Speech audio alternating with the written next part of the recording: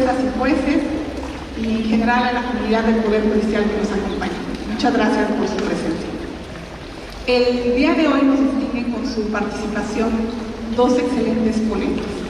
Por un lado, tenemos la presencia de la maestra Alessandra Rojo de la Vega.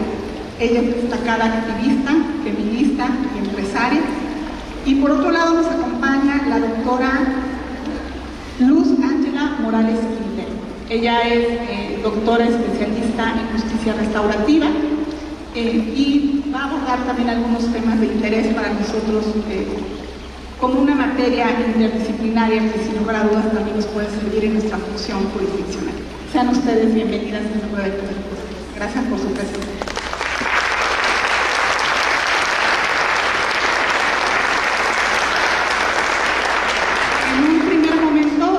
Permito presentar a la maestra Alessandra Rojo de la Vega.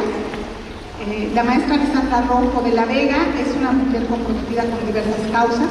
El día de ayer la vimos, por cierto, muy activa en redes a la luz del evento conmemorativo del 8 de marzo. Además, ha trabajado en temas del bienestar de la niñez, el medio ambiente y los derechos de las mujeres. Es comunicóloga de profesión y exdirectora general de Desarrollo Social en la Alcaldía Miguel Hidalgo. Como diputada local en la primera legislatura del Congreso de la Ciudad de México, realizó importantes reformas al Código Penal, impulsando la Ley Olimpia y la Ley de Residuos Sólidos que prohíbe el consumo de plásticos de un solo uso. Ha participado en más de 300 foros y conferencias con temáticas relacionadas al liderazgo juvenil, bienestar animal, medio ambiente, violencia digital, violencia de género y empoderamiento de las mujeres para contribuir a la conciencia y erradicación de la desigualdad de género. La defensa de los derechos de la niñez la llevó a fundar la asociación Movimiento Unido por la Infancia, que se encarga de ayudar a niños en riesgo de calle y explotación laboral. Su propósito de vida es ayudar y luchar para que las mujeres vivan mejor, en paz y seguras. La maestra Alessandra Rojo creó la red No es una, somos todas, asociación encaminada a apoyar legal y psicológicamente a mujeres víctimas de violencia, de la cual hoy es presidenta. Nuevamente, bienvenida, maestra. Les comparto la dinámica del día de hoy. La maestra Alessandra Rojo platicará con nosotros 15-20 minutos. Posteriormente le cederemos el uso de la voz a la doctora Ángela y habrá una sesión de preguntas y respuestas que dejaremos para la parte final. Va a haber quienes puedan distribuir una tarjeta para que se pueda plantear la pregunta. Se lee en la moderación y bueno, esperaremos la aportación de nuestras ponentes. Bienvenida, adelante. Muchísimas gracias. Muy buenos días. Me da mucho gusto saludarlas y saludarlos. Para mí es un gran honor poder contar con su presencia. Gracias al Tribunal Superior de Justicia del Estado de Puebla por la apertura y por crear este extraordinario conversatorio donde participaron mujeres con grandes trayectorias, mujeres que hoy tienen el poder para cambiar a México desde las cúpulas, desde donde se toman las decisiones que marcan el rumbo de este país. Ayer, 8 de marzo, en la capital del país, vivimos una jornada histórica. Las mujeres hicimos una de las mayores concentraciones que se hayan visto. Cientos de miles de mujeres salimos a las calles en un ambiente de unión, de lucha colectiva. Nos escuchamos unas a otras en la glorieta de las mujeres que luchan, pasamos lista a quienes les arrebataron la vida, a quienes están desaparecidas o fueron víctimas de ataques. Todas ellas sin justicia, con agresores libres, impunes, gracias a un sistema incompetente y corrupto. Desde la Estela de Luz, desde donde salió nuestro contingente en un recorrido de 5 kilómetros aproximadamente, tardamos 5 horas en llegar al Zócalo por la cantidad de mujeres que estamos ahí. Algo impresionante, de verdad, no hay palabras para poder describirlo. Todas cuidábamos consignas, nos animábamos unas a otras cuando estábamos muy cansadas, nos cuidábamos entre nosotras. En las orillas, mujeres apoyando con aguas, desde los edificios en Reforma, del Zócalo, mujeres expresando, no estamos ahí con ustedes, pero estamos apoyando. Pude ver en la lucha 5 generaciones de mujeres, abuelas, mamás, hijas, nietas, bisnietas, mujeres que hoy serán educadas desde la lucha, desde la conciencia. El único privilegio que las mujeres podemos tener, esa conciencia de que podemos lograrlo todo. Pero para eso tenemos que prepararnos, trabajar, estudiar, ser ambiciosas, para que desde los puestos, desde las posiciones de poder y de toma de decisiones, demos la batalla. Luchemos estando unidas. Para mí, ayer las mujeres feministas dimos un mensaje muy claro. No se va a caer. El patriarcado lo vamos a tirar nosotras. Esas vallas que nos ponen en el Zócalo, las vamos a derribar las mujeres.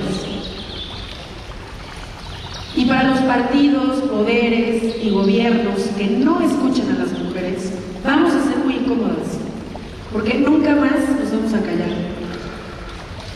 Perdón, pero con tantas emociones que tengo ahorita, no me he presentado. Soy Alessandra Rojo de la Vega, soy feminista y activista por los derechos de las mujeres. Fui diputada local y servidora pública hasta hace unos días, que renuncié a mi cargo público para dedicarme de lleno a este sueño, a mi causa de vida. Apoyar a mujeres víctimas de violencia con acompañamiento legal, psicológica y replicar entre mujeres y hombres la verdad sobre el feminismo. Mostrar y demostrar el poder que tenemos y más aún lo que podemos hacer por todas con ese poder. Porque el feminismo es la unión de mujeres que luchamos por el acceso a nuestros derechos. Derechos que, aunque en el papel tenemos, los ejercemos con miedo, de manera desigual. Tenemos, por ejemplo, derecho a decidir con quién estar, con quién vivir, con quién casarnos, con quién divorciarnos. Pero cuando dejamos a quienes nos han hecho daño, nos matan, nos golpean, nos separan de nuestras hijas e hijos sin que pase nada. Y cuando denunciamos, nos enfrentamos a ellos, a quienes tienen acceso a los abogados, a ellos quienes pueden pagarles a ministerios públicos y también a jueces. Pueden pagarle a jueces para no tener castigo y que nosotras no tengamos paz porque simplemente siguen pensando que les pertenecemos. También tenemos derecho a la educación, pero en las universidades públicas y privadas sigue habiendo profesores machistas, misóginos, que con comentarios y con acciones restan valor a nuestras capacidades, que acosan sexualmente a alumnas. Para muchas, estudiar es un privilegio que las pone en riesgo. Podemos ejercer nuestra profesión, claro, pero se nos paga menos que a los hombres. No se nos contempla para cargos superiores, porque pues tenemos hijas e hijos, porque no nos va a dar tiempo, sin hablar de que cuando llegamos empiezan los señalamientos para quitarle valor a nuestros logros profesionales. Es la novia de tal, llegó por ser la amante de tal, y muchas veces por mujeres. Pero sepan que son mujeres educadas bajo el patriarcado, y que no por venir de una mujer deja de ser violencia. Les cuento, ayer por ejemplo recibí un mensaje de una reportera, les voy a decir literalmente lo que decía.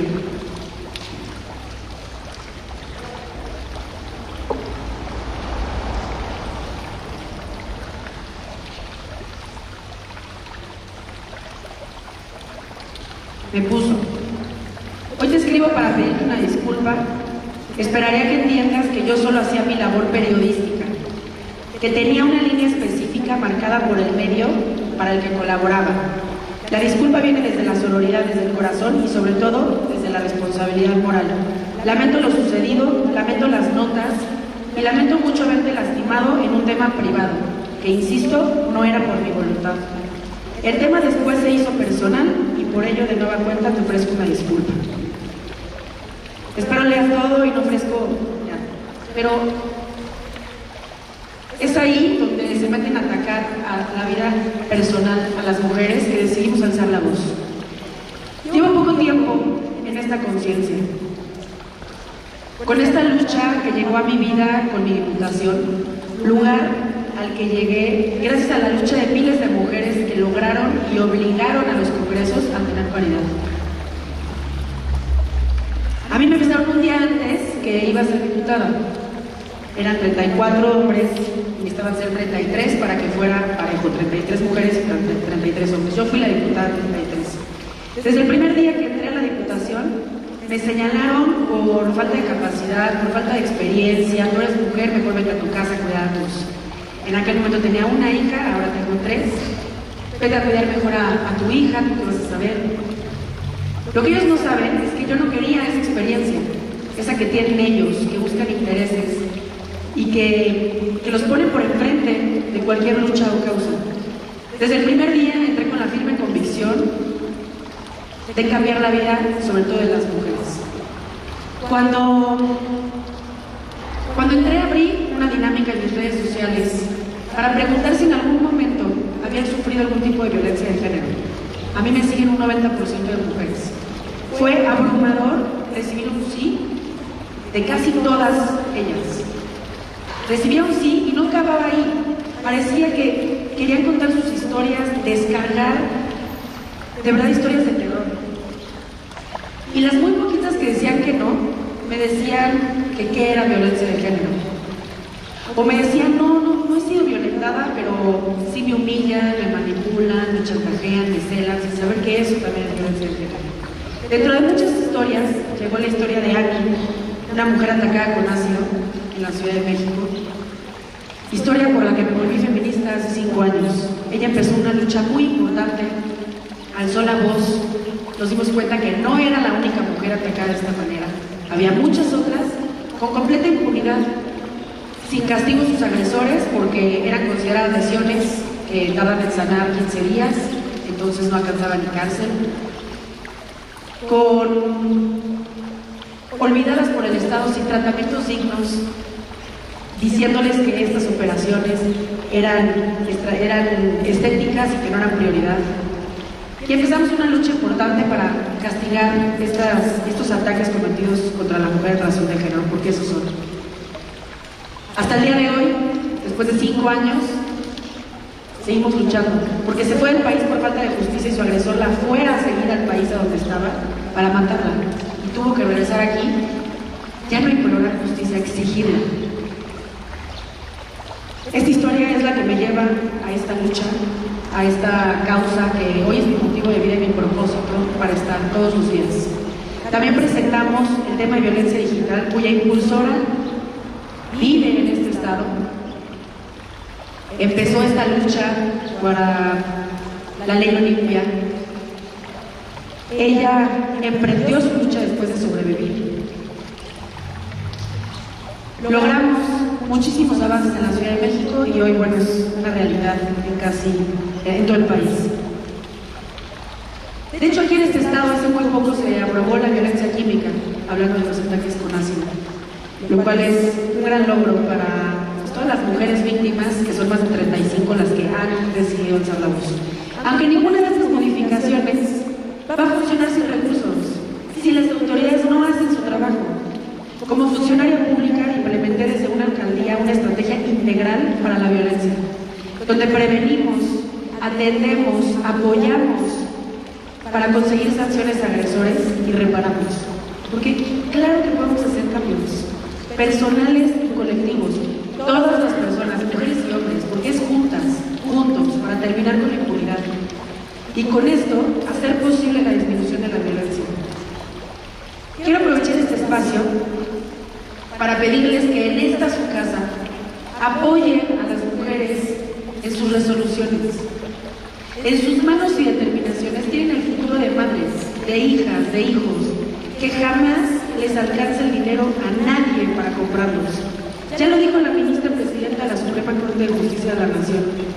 Escuchen a las mujeres. En su voz y súplica se ve que no mienten. Lo que aquí ustedes deciden las puede a ellas condenar a muerte, porque si liberan a los agresores, condenan a muerte a las mujeres víctimas, mujeres que depositan su confianza en ustedes, en el poder que ustedes representan, que han tenido que pasar muchísimo para poder llegar hasta aquí.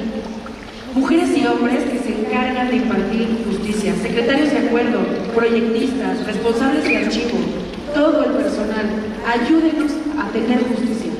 Es lo mínimo que merece una madre aquí mataron a su hija, un padre, una hermana. Cada feminicidio tiene un culpable. Hagan que los pocos juicios lleguen a condenas, no se dejen torcer.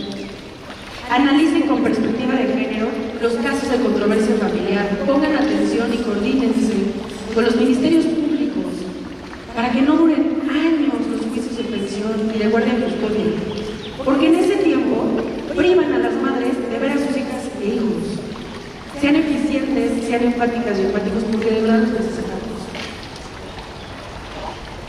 Yo con esto acabo mi intervención, agradeciendo muchísimo que me hayan considerado por estar aquí, para venir a compartir mi voz a un estado tan importante, tan bonito, y ponerme a sus órdenes para luchar por un mejor México, porque aparte yo estoy segura que las mujeres unidas somos más, somos el 52% de la población, podemos cambiar este país y por qué no el mundo. Y a los hombres los necesitamos. El feminismo y esta lucha es entrándole todas y todos, al parejo, desde todos los sectores, sociedad civil, gobiernos, los tres poderes, organizaciones, mujeres y hombres unidos por una misma causa, que las mujeres vivamos mejor, que las mujeres vivamos tranquilas, seguras, en paz y podamos ser libres. Muchas gracias.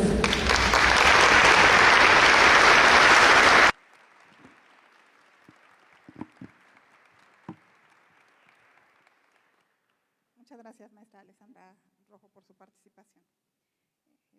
Es el momento de presentar a la doctora Luz Ángela Morales Quintero. Bienvenida, estimada doctora. La doctora Luz Ángela es investigadora y especialista en justicia restaurativa con perspectiva en niñas y adolescentes. Es doctora en Psicología Social por la Universidad Autónoma de Madrid, profesora investigadora y fundadora de la licenciatura en Criminología de la Facultad de Derecho y Ciencias Sociales de la UAP, presidenta de la Academia de Criminología.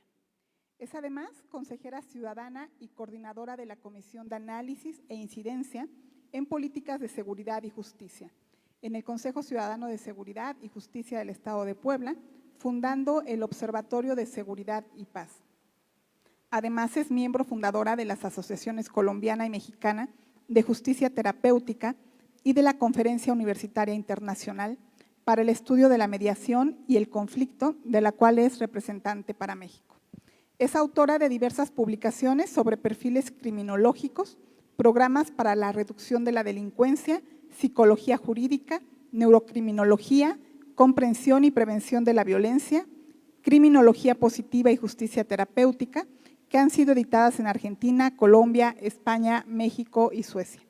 Es responsable de los proyectos de investigación, la criminología positiva y la justicia terapéutica en el fortalecimiento de la seguridad, la justicia y la paz, e indicadores de violencia contra la mujer en el Estado de Puebla, financiados por la UAP y el CONACYT respectivamente, y que además nos compartió anticipadamente, está próximo a publicarse. Bienvenida, estimada doctora. Bueno, sí. Bueno, en primer lugar, muy buenos días a todos, a todas. Es un gusto estar aquí con ustedes. Quiero agradecer al consejero presidente del Consejo de la Judicatura, el magistrado Carlos Palafox, a la magistrada presidenta del Honorable Tribunal Superior de Justicia, la magistrada Margarita Galloso, a la magistrada Luz María Aguirre por la invitación y la dirección de esta mesa, y por supuesto a todos los aquí presentes, magistrados, magistradas, jueces, juezas y demás participantes. Muchas gracias. Como bien lo decía la maestra Alessandra, pues es un privilegio tener la oportunidad de poder hablar, tener la voz y representar de una u otra manera el interés que tenemos en reducir un fenómeno tan complejo y tan difícil, cada vez tan acusado, como es la violencia contra las mujeres. Desde, no sé si me pudieran hacer el favor de compartir la presentación. Muchas gracias. Bueno, en estos 15 minutos yo quisiera compartirles algunas reflexiones desde el trabajo académico que realizamos con respecto al trabajo transdisciplinar que podemos realizar en beneficio de una justicia que realmente sea efectiva para contribuir a la reducción de la violencia contra las mujeres. Una lucha que, como bien lo decía la maestra hace un momento, no corresponde solo a las mujeres, corresponde a todos y a todas. No corresponde solo a la sensibilidad de nosotras frente a lo que vivimos desde niñas, incluso desde antes de nacer, ¿no? Y luego como profesionistas o como madres, en los diferentes roles en los que actuamos, ¿no? Lo hemos vivido a lo largo de la vida. Pero también los hombres lo han vivido, lo observan, han estado en este marco cultural, estructural, en el que se nos han enseñado ciertos estereotipos, ciertas maneras de ver el mundo, de ver el papel que tenemos en este mundo. Estamos en un momento coyuntural, afortunadamente, en un momento en el que podemos hablar, en un momento en el que 3 mujeres estamos aquí enfrente y tenemos un micrófono, en un momento en el que hay magistradas que toman decisiones, juezas que toman decisiones, profesionistas en diferentes áreas, madres que defienden los derechos de sus hijos, la integridad de sus familias. Pero también en un momento muy difícil, porque tenemos unas cifras que nos muestran la gravedad de la situación que vivimos. Hemos mejorado desde finales de la Segunda Guerra Mundial, luego con un poquito más de fuerza a partir de los años 70 y en la actualidad con una serie de normas, marcos jurídicos internacionales, nacionales, estatales que nos amparan. Una garantía formal que les agradecemos, en particular el derecho. Yo no soy abogada, soy psicóloga de formación, pero les agradecemos a ustedes desde el derecho la lucha y el trabajo y todo lo que se ha conseguido, obviamente también con el trabajo del activismo de las ciudadanas, de los ciudadanos. Tenemos un marco jurídico, una garantía formal, pero el gran desafío y de lo que yo quiero hablar el día de hoy en estos minutos es llegar a una garantía efectiva. Vemos muchas cosas escritas, vemos muchas cosas en el marco explícito que, repito, son una gran ganancia. Está muy bien que las tengamos, pero desafortunadamente en el ámbito aplicado, cuando vemos los procedimientos, cuando vemos todo lo que tiene que ocurrir para que finalmente haya justicia o haya restauración o haya reparación o haya atención jurídica, psicológica, social, victimológica de las víctimas de esos tipos, diferentes tipos y modalidades de violencia, vemos que aún estamos muy lejos de lo que esperamos, de lo que queremos, de lo que merecemos. Y este discurso, el discurso de todas nosotras, de todos nosotros que trabajamos en estos temas, no es solo para las mujeres, no puede ser solo para las mujeres, también es para los hombres. Más o menos la mitad de la población en el mundo es de hombres y la otra mitad de mujeres. Yo me voy a permitir presentarles algunas cosas, no da el tiempo para presentar mucho, pero sí quiero hacer énfasis en algunos puntos. Mi objetivo es plantear la importancia de la justicia terapéutica en la atención de casos de violencia contra las mujeres y los aportes que podemos hacer las ciencias del comportamiento, psicología, trabajo social, sociología, etcétera, para ello, en una invitación al diálogo y al trabajo transdisciplinar con el derecho. Les reitero, respetamos el trabajo desde el derecho, lo admiramos, sabemos que no es fácil. Todos ustedes, todas ustedes deben tomar decisiones muy difíciles todos los días en las que están de por medio derechos fundamentales, no solo de mujeres, también de niños, de niñas, de adolescentes y de hombres. Y eso es digno de admirarse y de respetarse, es una gran responsabilidad. Y en ese sentido, desde las ciencias del comportamiento, queremos aportar, queremos decirles que aquí estamos, que tenemos un conocimiento que puede ser de utilidad, que podemos construir juntos y juntas para hacer realidad una perspectiva de justicia terapéutica. Para ello, quisiera iniciar primero reconociendo con el hecho de que cuando hablamos de mujeres en el sistema de justicia o de mujeres en la justicia, no solo estamos hablando de víctimas, también hablamos de las funcionarias, de las profesionales que estamos en este sistema. de las víctimas, por supuesto, también de agresoras y de testigos o de diferentes roles que jugamos vinculadas a procesos diversos, incluso familiares, por ejemplo, ¿no? O de otra índole. El día de hoy me voy a centrar específicamente en víctimas de la violencia contra las mujeres. La justicia terapéutica es un concepto, una perspectiva en la que se busca que la justicia tenga un efecto de bienestar para quienes están vinculadas de una u otra manera o vinculados al sistema de justicia. Busca que el sistema procure el bienestar de las personas que llegan allí. Que todos los que tenemos algún tipo de interacción con los usuarios, las usuarias, tengamos la posibilidad de generar bienestar. Que cuando las personas salgan del sistema o durante el tiempo que tienen relación con el sistema, no sean revictimizadas, no tengan más sufrimiento, no se acusen sus problemas. Pero esto también va para los funcionarios y los profesionales y las profesionales y funcionarias. Esperaríamos mayor salud mental de quienes estamos en el sistema. Esperaríamos mayor bienestar en todo sentido. Esto es lo que propusieron el profesor Winnicke y el profesor David Wessler ya en 1987 con el concepto de justicia terapéutica. Entendemos como terapéutico, y fíjense lo bonito del término, lo propusieron en 1555, la primera vez que se utilizó en español para referirse a una persona que cuida de otro, de otra. En ese sentido, la justicia terapéutica se refiere a una justicia, a un sistema de justicia que cuida de quienes están en él. Y esto no pueden ser solo palabras, ni pueden ser solo documentos o leyes o normas. Tiene que traducirse en los procedimientos, tiene que traducirse en la manera en la que interactuamos, tiene que traducirse en la práctica, en las cuestiones aplicadas. Pero hay algo muy bonito en todo esto y esperanzador. Generalmente cuando hablamos de esto nos tildan de optimistas mal informados o de una visión demasiado rosita de las cosas y del mundo. Pero la buena noticia es que tenemos evidencia científica que demuestra que sí es posible tener sistemas de justicia con una perspectiva terapéutica.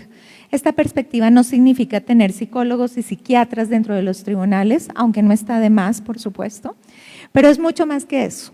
La justicia terapéutica tampoco es sinónimo de juzgados de adicciones o de casos de consumo de sustancias. Eso es parte de la justicia terapéutica, pero no es todo.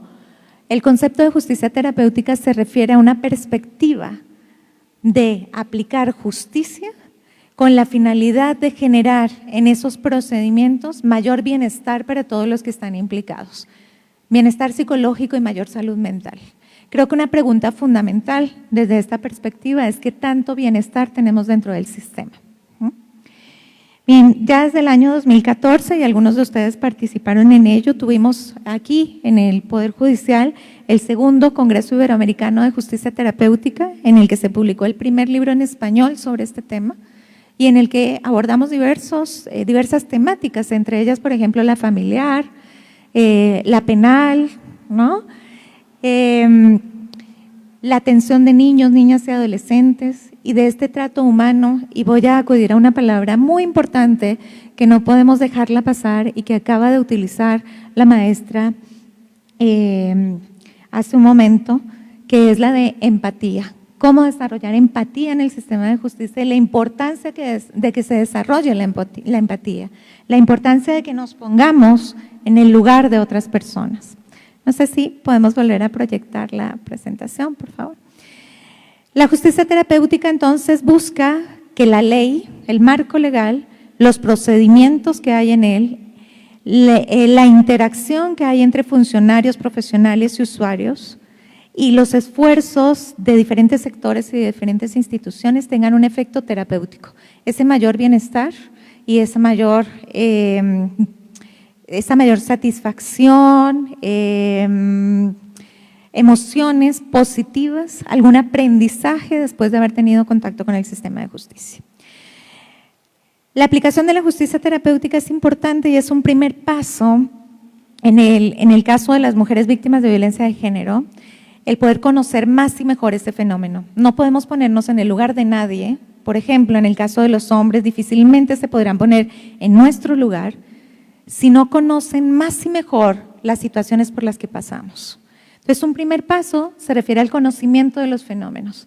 Necesitamos conocer más y mejor qué pasa, cómo pasa, en dónde pasa, cuáles son las características de las víctimas, cuáles son las características de los agresores y cuáles son las necesidades de los dos. Además de víctimas colaterales, como es el caso de los niños, las niñas y los adolescentes. Hay un tema central en este sentido y tiene que ver, por ejemplo, con la valoración de riesgo. ¿Qué cosas aumentan el riesgo o nos permiten ver que una mujer, en este caso, está en mayor o en menor riesgo o que va a tener una mayor probabilidad de ser asesinada, por ejemplo? ¿Qué cosas nos deben llamar la atención sobre eso? Es un conocimiento que tenemos desde las ciencias del comportamiento y que puede ser de gran utilidad para tomar decisiones, por ejemplo, en temas de medidas de protección. ¿Cómo doy una medida de protección? ¿Qué debo tener en cuenta? ¿Cuáles son los criterios? ¿Qué puntos de alarma debo revisar para ello? Ese trabajo transdisciplinar es el que propone la justicia terapéutica. Son elementos que desde las ciencias del comportamiento pueden ayudar a tomar y además fundamentar esas decisiones en el sistema de justicia. Tener este conocimiento no solo ayuda a establecer empatía, ponernos mejor en el lugar del otro porque podemos comprender mejor lo que está pasando. Cuando una persona viene o una mujer decide no continuar un proceso o decide no denunciar, ¿por qué no lo hace? ¿Cuáles son las razones que hay detrás de eso? ¿Y qué podemos hacer para contribuir a que cada vez más se pueda denunciar, visibilizar esto, las realidades que tenemos las mujeres? ¿Cómo transparentar lo que nos ocurre a cada una de nosotras en los diferentes ámbitos y roles que jugamos? Hacerlo transparente hará más difícil que pase de largo o que nos hagamos los de la vista gorda. Esas auditorías, esas transparencias son fundamentales. Pero les decía, no solo para tener más empatía, sino también para mejorar la calidad de la atención y el logro de los principios terapéuticos de la atención que demos. Y en el caso de la violencia contra las mujeres, no solo de las medidas, de las sanciones, de las consecuencias que debe haber para los agresores en términos de sanciones.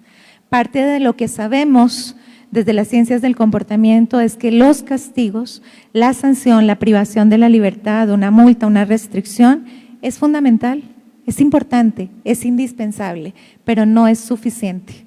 Es importante preguntarnos cuántos programas de intervención y de tratamiento efectivos, basados en la evidencia científica, tenemos a los que podemos enviar a estas personas para que tengan un programa y para que puedan asistir en él. No todos los programas son efectivos, no todos funcionan, no todos sirven para esos propósitos. No se trata de que no haya sanción, no se trata de que no haya consecuencia, se trata de que también se integren programas de intervención y ahí también tenemos responsabilidad, sociedad civil y academia. Ofertar programas para que los agresores en cualquiera de los niveles de prevención antes de ser agresores en los factores de riesgo o una vez que haya cometido este tipo de delitos puedan recibir una atención que reduzca la probabilidad de que cometan estos actos en el futuro, de que los repitan. Ahí tenemos un trabajo fundamental para lograr esa garantía efectiva. En el sistema de justicia, como decía, se toman decisiones que implican efectos en los derechos fundamentales de las personas. Desde el derecho, vale la pena plantearse qué conocimientos de otras ciencias pueden ser de utilidad para el quehacer jurídico, pero desde las demás ciencias, y en particular las del comportamiento, tenemos que preguntarnos qué podemos hacer para aportar desde nuestra experticia para contribuir a esa justicia terapéutica. Estamos aquí para ustedes, con ustedes, para trabajar por estos objetivos. Yo les traigo algunos elementos para ir terminando con mi participación. Cada vez se demandan mayores esfuerzos de transdisciplinariedad. Les puse allí inter, pero creo que el concepto sería más transdisciplinariedad, ¿no? Pero aún esto representa muchos retos para nosotros. Yo voy a dejar planteadas dos preguntas como reflexión para todos nosotros. La primera, ¿qué contribuciones se pueden hacer desde las ciencias de la conducta, no solo en cuanto al marco legal? Por ejemplo, el fundamento de leyes y de políticas. ¿Qué tan obligatorio debería ser tener programas a los que debemos remitir a las personas que cometen estos delitos, pero también a las personas que los han sufrido? ¿Qué tanta obligatoriedad tenemos como Estado, ¿no?, para ofrecer estas alternativas en los diferentes niveles de prevención también para las víctimas, primarias, secundarias y terciarias? ¿Qué tenemos y qué estamos ofreciendo? Y la evaluación de esos programas. No solo contar con programas, sino saber qué pasa cuando los hemos aplicado. ¿Realmente reducimos la reincidencia en estos delitos? ¿Realmente reducimos la probabilidad de que las mujeres víctimas y sus familias puedan volver a ser victimizadas en el futuro? ¿Somos efectivos en eso? Estamos en un momento coyuntural y es nuestra responsabilidad generar esas estrategias, promoverlas desde donde estamos, empezando desde casa, ¿no?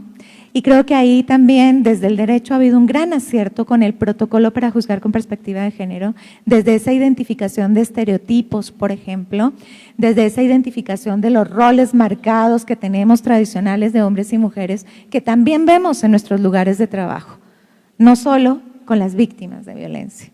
Y esto nos tiene que invitar a la reflexión, repito, no solo a las mujeres, de reconocer esos roles, esos estereotipos tradicionales, marcados de discriminación, sino también en los hombres. Esa reflexión diaria y esa responsabilidad diaria que cada uno de ustedes debe tener en términos de qué tantos estereotipos yo también estoy manejando en este sentido y cómo influyen en mis actitudes y en mi comportamiento. Este es un trabajo de todos y de todas, no solo de nosotras. ¿Cómo contribuir desde las ciencias del comportamiento a un sistema de justicia efectivo? Pero ojo, también empático, compasivo. La compasión no entendida como el pesar, la compasión como el motor que nos lleva a hacer algo, a cambiar las cosas, a tener un mundo distinto, pero a través de la acción, no de congelarme frente al sufrimiento y a toda la problemática que se está presentando. Un sistema que cuide, que sea empático, que cuide de quienes hacen parte de él, y eso empieza por casa, repito, y que se vinculan de una u otra forma a él. Tenemos varios niveles, los voy a decir muy rápido. El nivel descriptivo se refiere a conocer el fenómeno. Para ser empáticos con esta situación y empáticas, debemos tener claridad de qué es lo que está pasando, cómo está pasando y quiénes están allí. Aquí, por ejemplo, tenemos cifras que pueden ser cifras frías cuando uno las ve, pero por ejemplo a nivel internacional, 87,000 mujeres víctimas de feminicidios, estamos hablando ya del extremo de la violencia, que implica alrededor de 137 mujeres cada día, entendiendo que no todos los feminicidios llegan a tipificarse como feminicidio, con lo cual tendríamos una cifra negra mucho más grande que esto que estamos viendo acá. A ello se debe agregar la implicación de estas cifras negras elevadas, por ejemplo en el caso de violencia sexual, ¿no?, donde tenemos una cifra negra aún más grande que cuando hablamos de feminicidios o de homicidios dolosos contra mujeres. Me voy a ir rápidamente a la gran distancia que tenemos de cumplir los objetivos de desarrollo sostenible respecto a las mujeres, la gravedad en cuanto al número de mujeres que viven en pobreza y esto cómo acusa también esta situación como víctimas de la violencia, cifras que han llevado incluso a plantear, y ayer mismo nos lo recordaban desde Naciones Unidas, que casi tendrían que pasar 300 años para que podamos lograr estos objetivos. Es el momento de hacer algo, tenemos la voz y eso tiene que llevarnos en ese marco normativo que se ha venido construyendo a generar no solo esa garantía formal, sino esa garantía efectiva. Diversas cifras, ¿no? 1 de cada 4 mujeres informa conflictos familiares más frecuentes desde el inicio de la pandemia, por ejemplo, que fue algo que también nos marcó, entre otras cosas. Me quiero ir a esta tablita para ver el fenómeno nacional rápidamente y el de Puebla. 947 feminicidios en México, de acuerdo con las cifras del Secretariado Ejecutivo el año pasado. 20 en el estado de Puebla. Si nosotros vemos el lugar que ocupa nuestra entidad federativa, puede ser 15 si tenemos en cuenta el número absoluto de casos de feminicidio. Repito, no quiere decir que estos sean todos los feminicidios, sino los que finalmente se logran tipificar como feminicidio. Y el lugar número 29 de la entidad federativa, un lugar, entre comillas, mejor a nivel nacional cuando tenemos en cuenta las tasas. Pero si tenemos en cuenta otros delitos, homicidios dolosos, por ejemplo, ya la cifra aumenta. Y si nos vamos a lesiones dolosas contra mujeres, la cifra es aún mayor. Y si nos vamos a violencia familiar, es aún mayor. Llegamos, fíjense, feminicidios 947 casos en México, pero si vamos a violencia familiar, son 270,000 casos, más de 270,000 casos, donde la mayoría de las víctimas generalmente son mujeres. Y que además es un antecedente muy importante, considerado también un factor de riesgo para los feminicidios, que sería el extremo de la violencia contra las mujeres. Bueno, no da tiempo para ver muchas de esas cosas, solo mencionar que, por ejemplo, de acuerdo con la Encuesta Nacional de la Dinámica de las Relaciones en los Hogares, el 70% de las mujeres que dicen haber reportado al menos una situación de violencia en su vida y 43% en el último año. Pero además tenemos otras cifras importantes que nos deben llamar la atención. Alrededor del 70% dicen que no conocen protocolos o medidas que deben seguir para ser atendidas cuando han sido víctimas de violencia, por ejemplo, en el ámbito escolar, o 73% cuando han sido víctimas de violencia en el ámbito laboral. No sabemos qué hacer. Tenemos miedo, además, de denunciar. No se denuncia, no presentamos quejas, por muchas razones. Y estas nos tienen que ocupar en el sistema de justicia. ¿Por qué la gente no quiere llegar al sistema de justicia? Porque tiene miedo, porque le da vergüenza, porque voy a perder el tiempo, etcétera, etcétera. Esto tiene que cambiar. Tiene que haber mayor transparencia, tiene que haber claridad de dónde puedo ir, cómo puedo ir, qué se puede hacer, etcétera. Nosotros tenemos algunas propuestas y con esto ya voy a terminar. El segundo nivel que nosotros trabajamos es el explicativo, que es en términos de entender, comprender por qué ocurre la violencia, cuáles son esos factores que aumentan la probabilidad de la violencia. Y entre ellas, bueno, una de las cosas que quisiera mencionar es que comprender y explicar no es lo mismo que justificar. Comprender y explicar me permite saber sobre qué factores tengo que actuar para cambiar las cosas, brindar oportunidades para prevenirla en todos sus niveles, ofrecer atención informada, especializada, basada en la evidencia científica. Por ejemplo, sabemos en la actualidad que las políticas que ofrecen dinero a las víctimas de violencia familiar o de violencia específica de género contra las mujeres pueden no ser tan efectivas para reducir esa problemática como programas centrados en el empoderamiento, en el desarrollo de habilidades, pero que además no son suficientes los programas dirigidos solo a mujeres. Necesitamos también programas dirigidos a hombres y carecemos de esas ofertas. Desde la academia tenemos esa responsabilidad. Estamos trabajando en ofertar ese tipo de programas que han demostrado ser efectivos si se hacen bien, si se basan en aquello que ha demostrado científicamente que funciona. Desarrollo de habilidades, por ejemplo. No todos los agresores son psicópatas. Hay agresores que tienen, por ejemplo, un trastorno de personalidad límite o que son dependientes, en cuyos casos hay un mejor pronóstico. Tendríamos que tener programas que identifiquen tipos de agresores y que además atiendan específicamente esas características. El tercer nivel es el predictivo, que se refiere a el conocimiento de los factores que aumentan el riesgo y el peligro en el que pueda estar, el riesgo sería mejor la palabra, en el que están las víctimas de violencia, fundamental para poder tomar decisiones sobre medidas de protección.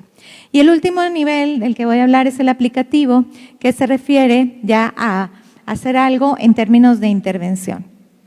Hay diferentes áreas en las que podemos intervenir desde el sistema de justicia. Les voy a mencionar una primera, que sería mayor información. Es necesario que todas y todos estemos enterados de qué pasos debemos seguir, a dónde podemos ir, qué es lo que podemos hacer si somos víctimas una vez que identifiquemos que somos víctimas, o si alguien es víctima, que yo esté en capacidad de darle esta información. Tenemos protocolos, tenemos documentos, pero desafortunadamente esto no está llegando a la población en general. Yo les invito a pensar en este momento, si somos víctimas de violencia, ¿qué pasos seguiríamos? ¿Sabemos claramente cuáles son esos pasos que seguiríamos?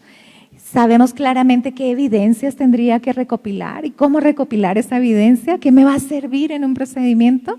Estamos trabajando justamente en un documento en este sentido con un equipo de estudiantes e investigadores. El siguiente pues se refiere a los programas, cuáles son más efectivos tanto para hombres como para mujeres, pero también para comunidades donde detectamos que hay un mayor riesgo de ocurrencia de este tipo de problemáticas. Y como último punto, la posibilidad de medir, que también lo estamos haciendo en términos de la atención y de estos efectos terapéuticos que queremos lograr. Nosotros creamos un instrumento desde hace varios años para medir la aplicación de de justicia terapéutica en los poderes judiciales. Se creó en Puebla, no lo hemos aplicado en Puebla. La invitación es a que podamos aplicarlo con el Poder Judicial, ojalá que eso se haga realidad. Este instrumento se ha aplicado en España, se ha aplicado en Argentina, se ha aplicado en Ecuador. En Ecuador se hizo una adaptación específica del instrumento para la atención de mujeres y y sus hijos.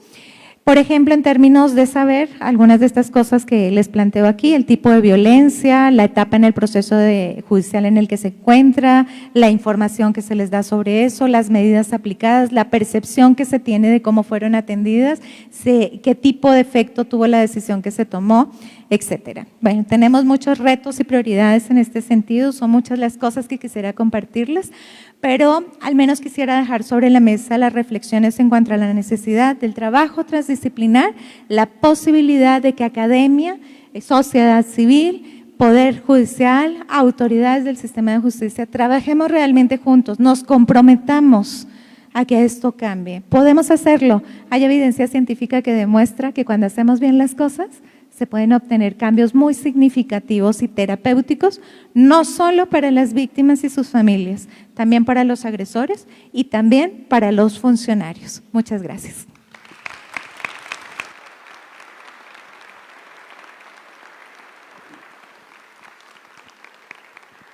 Muchas gracias, doctora Luz Ángela. Bien, procederíamos a el planteamiento de preguntas por parte de quienes hoy nos acompañan. No observé que les distribuyeran tarjetitas o que alguien levantara la mano, entonces supongo puede ser de viva voz, si lo estiman pertinente. Tendríamos una pregunta aquí. ¿Alguien más va a hacer uso de la voz para? Muy bien. Entonces, si alguien pudiera apoyarnos, por favor, para cederles el uso del micrófono. Adelante, por favor.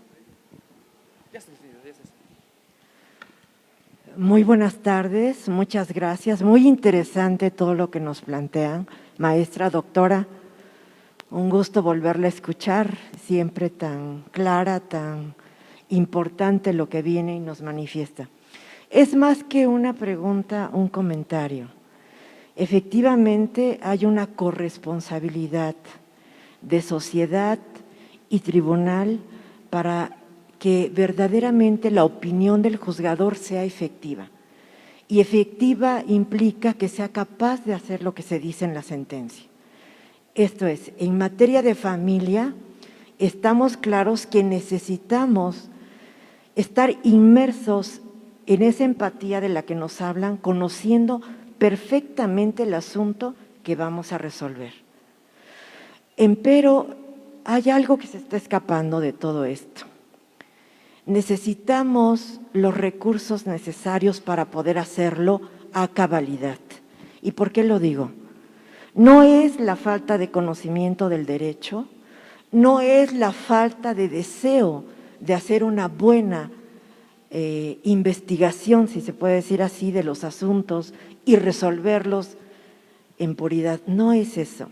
Es que son muchas cosas. Aquí se da de ejemplo lo siguiente. Los abogados, los que asesoran a las partes, también necesitan estar conscientes de qué tan responsables y corresponsables son con nosotros del resultado de un asunto. Y entonces, el Tribunal Superior de Justicia necesitaría no solamente la capacitación para todos nosotros, jueces, juezas, magistrados, magistrados y demás personal, sino que también se le diera capacitación a los abogados. Porque si no, estamos ante una resistencia, estamos como el salmón contra la corriente. No solamente, como dice la doctora Luz Ángela, es sensibilizar a la sociedad, a las mujeres, a los hombres, de qué es la violencia, sino que también la ética del abogado que asesora a las mujeres, a todos los que tengan necesidad de acudir a la justicia, tengan esa ética. ¿Y por qué?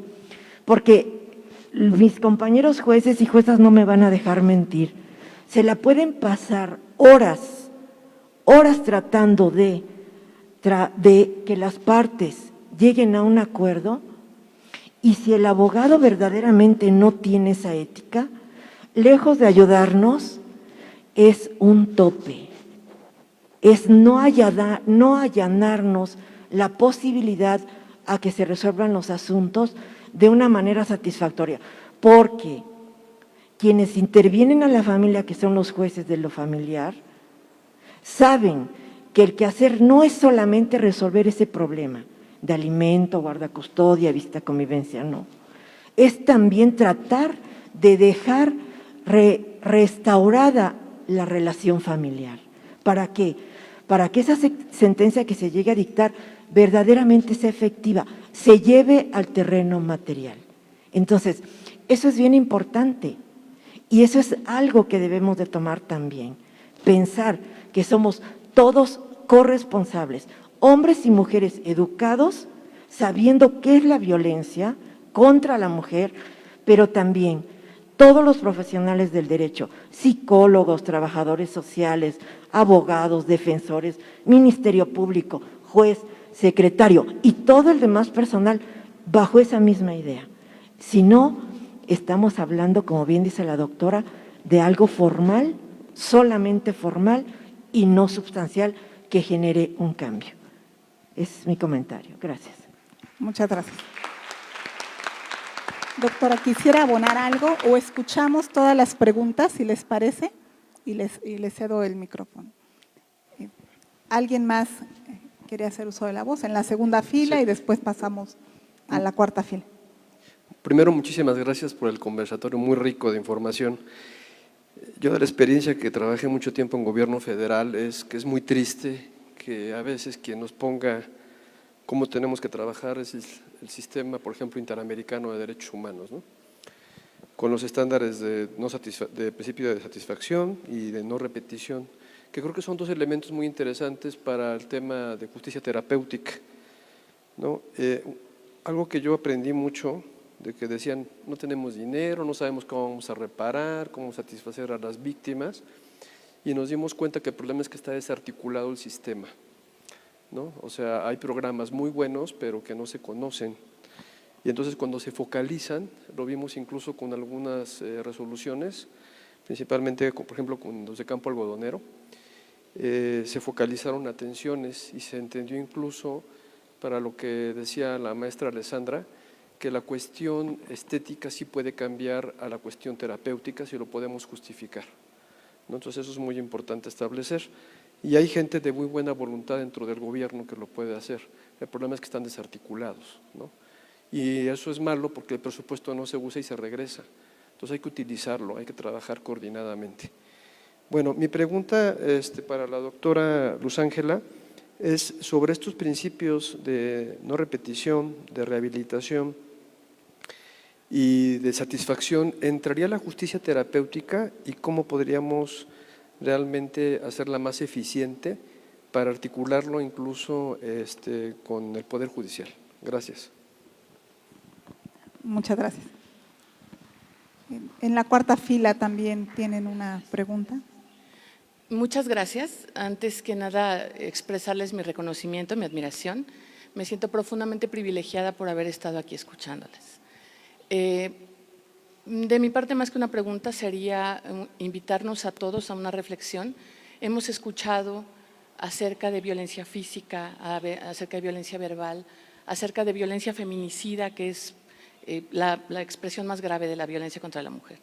Pero mientras las escuchaba, reflexionaba acerca de la violencia económica y patrimonial, que también es una de las formas más agresivas de dejar a una mujer y a una familia sin el sustento. Entonces, esos lentes de violencia de género que por supuesto todos los juzgadores debemos ponernos siempre al revisar un asunto, no debe limitarse, aunque la parte más visible de la Administración de Justicia en estos casos es, por supuesto, los jueces familiares, mis compañeros que tienen esa enorme responsabilidad, pero como en mi caso en este momento yo soy jueza mercantil y he tenido la oportunidad también de conocer asuntos de violencia de género económica y patrimonial y hacerla visible en las resoluciones. Entonces, ciertamente es muy importante hacer esta reflexión acerca de la violencia física y feminicida que nos han hecho favor de presentarnos, pero también violencias en las que se está utilizando a los tribunales más allá de la participación que estos pudieran tener, incluso por omisión, ¿no? Como violencia institucional que se ha aquí platicado. En las violencias económicas y patrimoniales utilizan al tribunal a los tribunales como medios. ¿Por qué? Porque le dan la forma y la apariencia de un juicio en donde se discuten cuestiones meramente económicas, meramente patrimoniales, cuando en realidad lo que está subyaciendo a eso es una verdadera violencia patrimonial y económica que está intentando dejar sin sustento a la mujer y a sus hijos, a su familia. Entonces, creo que también habría que reflexionar acerca de ese tipo de violencias, porque de nada va a servir que nuestros compañeros de materias familiares hagan su trabajo, decreten medidas de protección, pensiones alimenticias, no sé, del tema que se trate, si después el mismo agresor va a construir una narrativa de un supuesto adeudo por ahí con pagarés, con cheques, que si el juez no está sensibilizado y pendiente a eso, puede echar para abajo todo el trabajo que se ha hecho y todo el caminar y el andar de esa mujer con sus hijos ante autoridades familiares que terminan perdiendo todo su patrimonio que han obtenido a través de acciones legales y de sentencias bien fundadas y bien motivadas, pero que terminan siendo nulas ante un posterior procedimiento de naturaleza mercantil. Entonces, es lo que yo reflexioné mientras los escuchaba y ojalá nos sirva a todos para seguir en este camino. Muchas gracias, felicidades de nuevo. Gracias, abogada. Daríamos el uso del micrófono en la sexta fila, por favor, y después procedo a dar lectura a las preguntas que ya llegaron por escrito. Buenos días. Yo, ante todo, como mujer, respeto el la libre determinación y el derecho de manifestarse. No obstante, también como mujer, tengo también algunas observaciones al respecto de las manifestaciones, como lo fue la marcha del día de ayer. Si bien es cierto, se maneja el feminismo todavía como concepto arcaico, porque el feminismo es igual que decir machismo, por lo tanto, considero que, si bien es cierto, tenemos el derecho a manifestarnos, esas manifestaciones no pueden realizarse mediante marchas que tienden a destruir todo lo que nos rodea, como signo de protesta contra lo que nos rodea, porque bien lo decía la exdiputada, debemos de prepararnos, es decir, únicamente mediante esas armas, la preparación y la educación, es como las mujeres vamos a lograr en un momento dado que se nos reconozcan los méritos. No es a través de marchas que tienden a la destrucción de todo lo que nos rodea o expresiones negativas que únicamente van a destruir el patrimonio incluso histórico y el patrimonio privado de quienes nos rodean. Por ese lado. Por el otro, esa es una de las observaciones que en lo personal quisiera hacerles. Ahora bien, por cuanto hace a la justicia terapéutica, si bien es cierto, la doctora mencionaba respecto de que no es a través de psicólogos que se cuente, psicólogos o psiquiatras con los cuales se cuenten en las estructuras de poder, del Poder Judicial. Si bien es cierto, también me parece que el cambio de justicia, impartición de esta, procede desde la psiquis. De nada sirve que se impartan curso tras curso, si la psiquis no se cambia. Entonces, yo en lo particular sí le preguntaría a la doctora si no sería necesario que se contaran con psicólogos, no nada más para las víctimas, sino para aquellos que somos operadores del sistema jurídico. ¿Por qué? Porque es desde las raíces de donde se empieza. En este caso va mi pregunta directamente a la doctora. ¿Qué medidas propondría que se podrían implementar a fin de que se pudiera proporcionar esa atención psicológica a todos los operadores del sistema judicial? Por supuesto, partiendo del hecho de que para implementar cualquier medida se requiere presupuesto económico. Gracias. Gracias, abogada. Tenemos ya algunas preguntas por escrito, me voy a permitir leerlas. La pregunta para la maestra Alessandra, las preguntas es: ¿qué consejo le daría a las mujeres que aspiran a un puesto de poder y su experiencia como promotora de derechos humanos? Y la pregunta para la doctora Luz Ángela es: ¿cuáles son las áreas de oportunidad que se tienen desde el ámbito de la administración de justicia? Entiendo que antes, gracias, la licenciada Ariadna del municipio de Atlisco también quiere hacer uso de la voz. Si me disculpan, por favor, cedemos el micrófono y procedemos a las preguntas, a las respuestas. Muchas gracias por la oportunidad de estar aquí. Agradezco al presidente por haberme invitado. Muchas gracias. Me parece que la agenda, bueno, sin duda ha sido una delicia escucharlas, pero que la agenda feminista o la agenda de las mujeres tiene que ser efectivamente un trabajo multidisciplinario, interdisciplinario, interinstitucional, y que desde las diferentes trincheras en las que nos encontramos cada una de nosotras y cada uno, porque cada vez hay más hombres solidarios, tenemos que construir hacia cambiar la visión, ¿no? Hacia el diseño de un nuevo ciudadano para esta ciudadanía en la que nos encontramos viviendo. Y que justamente la muestra de ayer de manifestaciones, que por supuesto que es respetable, podré no estar de acuerdo con lo que dices, pero daría mi vida por tu derecho, defender tu derecho a decirlo, sin duda nos hace muestra de que muchos temas están agotados, que efectivamente el tema jurídico pareciera una lucha ganada, que ya hay reglas y leyes para todo, y cada vez, en el caso de mi municipio, hay reglamentos que son específicos en la materia. Sin embargo, me parece que ese nuevo diseño que tiene que haber de la agenda feminista requiere del trabajo de todas y de todos, que con mucha humildad, que con mucha disposición nos sentemos a hacer este diseño de trabajo. Por citar un ejemplo, una armonización de leyes. El primero constitucional federal sí contempla todas somos iguales o todos somos iguales, mientras los estados están por otro lado. Ahí hay un trabajo que los legisladores tienen que hacer. Al mismo tiempo, las políticas públicas municipales impulsadas desde la óptica de los gobiernos de los estados, con un trabajo serio que no necesariamente implica presupuesto, sino el ponernos a estudiar y hacer este nuevo diseño, por ejemplo, aportación en materia de educación de género desde las escuelas, ya desde un nuevo plan de estudios en los programas. Es una serie de actividades que se tienen que realizar, y este nuevo diseño de agenda que tenemos que hacer, pues abone en que los comportamientos sean distintos. No podemos combatir violencia con violencia. Eso es también, sin duda, algo que debe de ser una constante, y no generalizar también.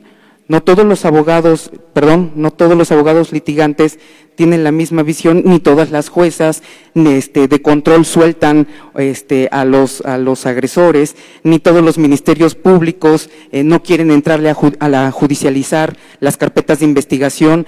Entonces, me parece que sí hay mucho trabajo por hacer desde nuestras diferentes trincheras, y que yo pediría más bien haría como una invitación a que todas y todos tengamos esa disposición para ponernos a trabajar en una agenda seria con una nueva perspectiva de un feminismo a la vanguardia. Muchas gracias. Gracias, maestra. Pues le daría el uso de la voz en el orden que participaron también. Maestra Alessandra, por favor, y para concluir con la doctora Luz Ángela. Gracias. Muchas gracias. aquí apunté algunos comentarios. Estoy completamente de acuerdo con los recursos que se le tiene que invertir a los poderes, al aumento de peritos, de abogadas, de defensoría de oficio para que sea suficiente. Creo que ahí le tenemos que apostar a que los gobiernos dejen de gastar millones en consultas ciudadanas inservibles o en todo lo que quieren gastar en promoción política anticipada y meterle a las fiscalías, porque nosotras que damos acompañamiento, más de 30 mujeres todos los días, es impresionante que un peritaje, si bien te va, te lo hagan en 6 meses y bueno, pues estoy completamente de acuerdo. Para el tema de los recursos que hay para las cirugías que consideran estéticas, que no lo son, que son prioridad, agradecería muchísimo la información. Aquí en este estado acompañamos a una mujer que se llama Esmeralda, una mujer atacada con ácido que la han dejado en el olvido, que no ha tenido reparación, que el sector salud la ha olvidado y que no ha tenido un acceso digno, ya no digamos a la justicia y a que tenga sentencia su agresor, sino a un tratamiento adecuado para poder continuar con su vida, porque el inicio de una vida de terror no basta con el día que te atacaron. Ahí es el primer día de un sinfín de violencia y de distintas violencias, ¿no? Psicológica, a sus familias, ella no tiene trabajo. Es complicado, entonces agradezco la información, si me la pueden compartir. Para el tema del machismo y del feminismo, el machismo mata, el feminismo no. El feminismo es la unión de mujeres que luchamos por nuestros derechos. El feminismo es la unión de mujeres que luchamos contra la violencia. El machismo nos mata todos los días. Todos los días en este país 11 mujeres son asesinadas. Ya nos acostumbramos, pero mientras estamos en este foro van a asesinar mujeres, 11 este día, mañana también. Eso es el machismo. El machismo va escalando de una violencia psicoemocional que tenemos bien normalizada, que va desde los golpes, el chantaje, los celos, hasta escalar a la violencia feminicida, pasando por las violencias que ya se comentaron, patrimonial, económica, física, que son las más evidentes, pero que si nos quedamos calladas, van a aumentar hasta tenernos en el punto en el que estamos hoy, donde desaparecen 7 mujeres también todos los días, y por eso luchamos y por eso alzamos la voz y por eso vamos a las calles. Yo no sé si usted ha ido a una marcha. Si ha ido a una marcha, me parece que se conocen en las marchas las historias del bloque negro, mujeres que están ahí para protegernos a las mujeres que tomamos el espacio público. Se conocen los motivos del por qué estamos en la calle, que no es lo que pasa en los medios de comunicación. Los motivos por los que estamos en la calle es porque el primer lugar donde somos violentadas es en nuestros propios hogares, porque una pandemia nos vino a demostrar cómo ni en nuestras propias casas estamos seguras, aumentando hasta en un 70% las llamadas por abuso, acoso y violación. Por eso vamos a ir a las calles, una y otra vez, no solo el 8 de marzo, todos los días que sean necesarios, para que las autoridades hagan su trabajo, para que ese 90% de impunidad en este país disminuya, para que del 100% de mujeres que han sufrido algún tipo de violencia sexual, se atrevan a denunciar más, porque denuncian el 99.7%, deciden no denunciar, solo el 3% se atreven a hablar y a alzar la voz, y de ese 3% existe esa impunidad. Por eso las mujeres no hablan, pero ya no estamos dispuestas a callar, y yo invito a todas las presentes y los presentes a que dejemos de juzgar estas protestas, que conozcamos las historias, porque yo siendo mamá de 2 niñas, si violan a una de mis hijas o si la matan y ninguno de los poderes de las autoridades me voltea a ver, yo soy capaz de todo, de incendiar lo que tenga que incendiar. Entonces, respetemos las formas de manifestación, de expresión, porque esas mujeres no han sido escuchadas, porque tienen historias de violencia terribles. Y usted lo mencionó, el camino es la preparación y la educación, pero en este país, ¿cuántas tenemos ese privilegio? ¿Qué pasa con las mujeres que son vendidas en algunos estados por usos y costumbres? ¿Qué pasa con las mujeres que no tienen acceso a la educación y que las violan y las matan y nadie se entera de sus casos? Así se van a manifestar y expresar y hay que respetarlo. Gracias, muchas gracias, maestra. Cerraríamos, por favor, No, me faltan con… estas dos, ¿eh? ¿Ah, sí? Sí, cierto. Su experiencia en la promoción de derechos de las mujeres y el consejo para quien aspira a puestos de poder. La experiencia como promotora de derechos humanos pues ha sido muy complicado. La verdad ha sido un camino duro desde el primer momento que decidí alzar la voz en este país. Ha habido una persecución terrible porque aquí en este país el ser activista tiene sus riesgos a grado de que te pueden asesinar. Desde que fui diputada trataron de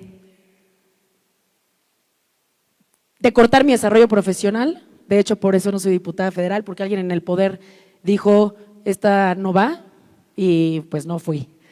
Y luego me persiguieron en mi causa, en mi lucha, tratando de desacreditar la labor que hacemos todos los días. Luego me quisieron señalar por un delito donde fuimos a audiencia y la fiscal fue a la audiencia junto con muchísimos ministerios públicos, eran como 8, a quererme acusar de algo que no era delito. Lo dijo la juez, no se quedó ahí. Apelaron, volvieron a echarme toda la fuerza del Estado y bueno, gracias a un juez que dijo nuevamente que no era delito, pues es que hoy estoy aquí porque era un tema que era cárcel. Y como no pudieron, tampoco en eso, pues buscaron desacreditarme, señalarme, amedrentarme y amenazarme en mi vida personal, destruyendo mi familia como la conocía. Y pues no ha quedado ahí. Por supuesto que todo está denunciado ante la fiscalía, pero bueno, en un país con tanta impunidad no ha tenido éxito mis casos. Es complicado, pero yo sí quisiera decirles que vale la pena completamente, que lo que pierdes no se compara con lo que ganas, el salvar vidas, el cambiarle la vida a las mujeres y que no estamos dispuestas a callar. Se puede tener miedo y se sigue con todo y miedo y eso te hace una mujer valiente. No cambiaría por nada lo mucho que he ganado, la independencia, la autodeterminación, la seguridad, el saberme capaz de cumplir mis sueños, mis objetivos, lo que me proponga. El saber que mis 2 hijas van a vivir en un México mejor y que espero que ellas luchen por otros propósitos, por otras causas que les muevan el corazón, pero no por lo mismo que yo, porque vamos a dejar un mejor país. Y ahí contesto la última, que es los consejos que le daría a las mujeres que aspiran a un puesto de poder. No se rindan, nunca dejen que les digan que no. Yo a mis 23 años decidí cambiar de camino y renunciar a mi desarrollo profesional porque sufrí violencia y porque sufrí acoso sexual y decidí irme hacia otro lado y la única que perdí, como muchas mujeres pierden en este país, fui yo. Hoy no habría forma de quedarme callada y renunciar a mis sueños. Sigan adelante, busquen caminos porque muchos caminos te pueden llevar a una meta. Tomen oportunidades, aunque tengamos miedo, tómenlas porque esa valentía y el poder hacerlo te da muchísima satisfacción, aparte de que pues las mujeres tenemos que sabernos hoy por hoy que somos capaces de absolutamente todo. Ya tenemos los espacios, ya estamos aquí al frente, ya estamos dándole uso a la voz. Hagamos posible que otras mujeres tomen estos espacios, abramos caminos y demos la oportunidad porque vamos a cambiar el país, vamos a cambiar México. Muchas gracias. Muchas gracias, maestra. Adelante, doctora Luz Ángela, por favor. Bueno, pues resulta muy esperanzador e inspirador escuchar esto y me honra estar aquí justamente con ese uso de la voz, ¿no? Porque no siempre tenemos estas posibilidades y no siempre las hemos tenido. Entonces creo que esto es algo que hay que valorar. El que tengamos la posibilidad de estar desde la sociedad civil, las organizaciones civiles, ¿no? Las voces personales, pero también desde la academia, hablando con quienes administran e imparten justicia, eso dice mucho de los avances y creo que eso debe ser esperanzador. Pero evidentemente nos queda mucho camino por recorrer en todos los ámbitos, ¿no? Como académica, pues indiscutiblemente me uno a lo que varios de ustedes han comentado hace un rato, la importancia de la educación, de la capacitación, ¿no? No en vano seguimos repitiendo esta frase famosa de que la educación puede transformar el mundo. Estoy absolutamente convencida de eso y ahí es donde tenemos una gran labor. Una de nuestras propuestas desde la Asociación Iberoamericana de Justicia Terapéutica y la Asociación Mexicana es que en las licenciaturas de Derecho tengamos la posibilidad, pero no solo en las de Derecho, todas las licenciaturas que tenemos la posibilidad de trabajar con los temas de justicia, tengamos dentro de las materias, dentro de la currícula, materias relacionadas con esto, justicia terapéutica, justicia restaurativa, justicias alternativas, ¿no? Que nos formemos desde el inicio en estas posibilidades, pero que además conozcamos experiencias exitosas en estos sentidos, porque a veces lo vemos muy lejano, ¿no? Como que hablar de estas cosas, pues es que en el contexto en el que estamos esto nunca va a pasar, esto nunca va a cambiar, pero es que tenemos ejemplo de que las cosas sí cambian. Incluso en nuestro mismo México hemos visto cómo hay algunas cosas que han venido cambiando y eso es favorable. No darnos por vencidos, y me uno a esas palabras, no nos podemos dar por vencidos ni por vencidas, tenemos que seguir en este camino y además no estamos solos ni solas en esto. Cada vez somos más las personas que queremos estar en este camino de modificar las cosas, ¿no? Y donde se toman decisiones tenemos también mayores responsabilidades para cambiar las cosas. Entonces, sin lugar a dudas, la parte de capacitación, de educación es fundamental para que hagamos efectivo esto y no solo formal. Hay diferentes programas, me preguntaban sobre los programas, por ejemplo, para las personas que han cometido este tipo de delitos, si la justicia terapéutica allí tendría una propuesta que hacer. Evidentemente hay muchas experiencias, incluso en el mismo México, de programas que son efectivos para modificar la manera en la que pensamos, la manera en la que sentimos y la manera en la que nos comportamos. Eso sí es posible. La violencia se aprende. Los seres humanos venimos preparados para ser agresivos, sí, nuestro cerebro tiene esa capacidad, pero esa es solo la mitad de la historia. Nuestro cerebro también viene preparado para la paz, nuestro cerebro también viene preparado para la solidaridad, para la compasión. Tenemos eso en nuestro cerebro. Tenemos una amígdala como la del tiburón, como la de los depredadores, pero también tenemos algo muy importante como especie y es nuestro lóbulo prefrontal. Nuestro cerebro se ha desarrollado de tal manera que somos capaces de resolver problemas de diferentes maneras. Podemos encontrar alternativas. Ya desde finales de los años 80, Pepinsky decía, el sistema de justicia no debe seguir enfocándose, finales de los años 80, en el castigo. Tendríamos que dar otras alternativas. No podemos perpetuar las condiciones que llevan a las personas a cometer estas conductas. Tenemos que buscar maneras alternativas, aprender otras formas de enfrentar las cosas. Cuando analizamos los casos de violencia contra las mujeres y vemos el tipo de conflictos que llevan a la violencia, una pregunta válida es, ¿estamos enseñando desde pequeñitos, pequeñitas, a resolver los problemas de otra manera? No somos propiedad las mujeres de los hombres, tenemos derechos humanos y tenemos derechos como mujeres. Pero les hemos enseñado a los hombres desde chiquitos y a las comunidades, a las sociedades, a pensar esto de una manera diferente.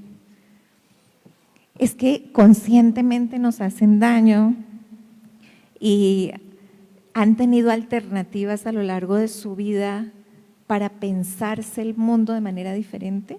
¿O tenemos también la responsabilidad de mostrar formas alternativas para resolver los conflictos, para tratarnos unos y otras de una manera distinta? Y efectivamente hay programas que deberían ser apoyo para las sanciones. Entonces, no solo la privación de libertad, no solo la multa, no solo la prohibición, porque también está demostrado que el castigo por sí mismo no lleva a modificar el comportamiento, no enseña otras maneras de hacer las cosas.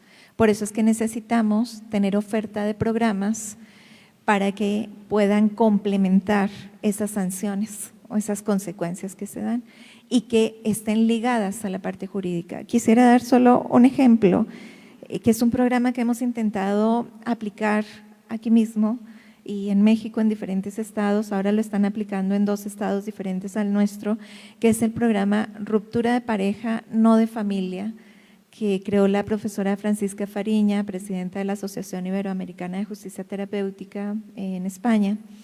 Es un programa que se ha adaptado para poblaciones mexicanas, que busca que los papás, las mamás que están en procesos de divorcio complicados puedan aprender habilidades de coparentalidad, donde el principal interés es que los niños, las niñas puedan estar en un ambiente benéfico, en un ambiente pacífico, en donde el interés superior de esos niños y de esas niñas sea lo que prevalezca y no el enojo, por ejemplo, de los adultos o la ventaja que quiera tomar uno sobre el otro o una sobre el otro.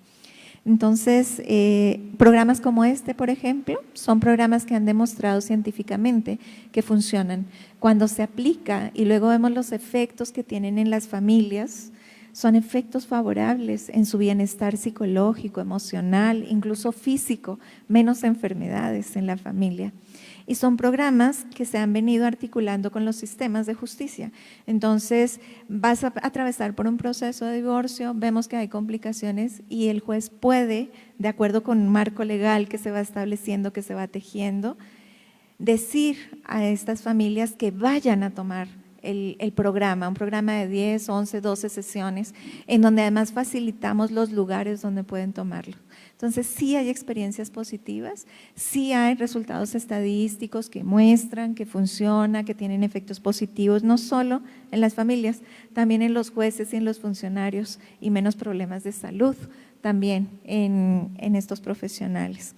Entonces, sí contamos con esos programas y que deben ser específicos, ¿no? Por ejemplo, si vamos a trabajar específicamente en violencia económica o violencia patrimonial o violencia institucional, no podemos usar el mismo programa que se utiliza con quienes han cometido violencia de tipo sexual, donde hay factores de riesgo particulares que deben ser atendidos también en estos programas especializados. Entonces, la especialización, la capacitación, la educación, el cambio de actitudes, la reducción de los estereotipos son fundamentales.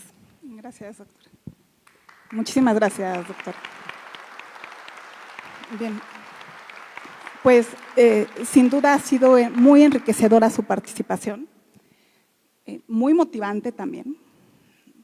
Y además a mí me parece que refleja la necesidad de esta visión que los juzgadores requerimos. Esta visión multidisciplinaria o transdisciplinaria, en palabras de la doctora. En la justicia tenemos grandes retos. Por un lado, por supuesto, esta deuda histórica de la que ayer hablaba la ministra Norma Piña, esta deuda histórica con las mujeres en la impartición de justicia. Y que aunque se han desarrollado herramientas para nosotros como juzgadores con el protocolo para juzgar con perspectiva de género, hay que trabajar mucho más. Que nosotros como juzgadores también rompamos estos prejuicios y estos estereotipos y roles de género predefinidos.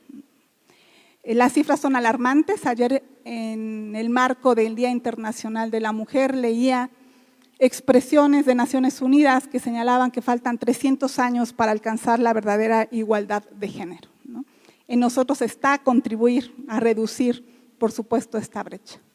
Y el otro gran reto que también tenemos, sin lugar a dudas, en quienes administramos justicia, tiene que ver con la inclusión y la participación de nosotras como mujeres, pero no en cantidad, ¿no? Sino también en el acceso a mayores posiciones de jerarquía. El tema es muy amplio, es muy complejo. Agradecemos nuevamente a nuestras ponentes, por supuesto al Consejo de la Judicatura por la iniciativa, por su compromiso con estas causas. buena tarde a todas y todos.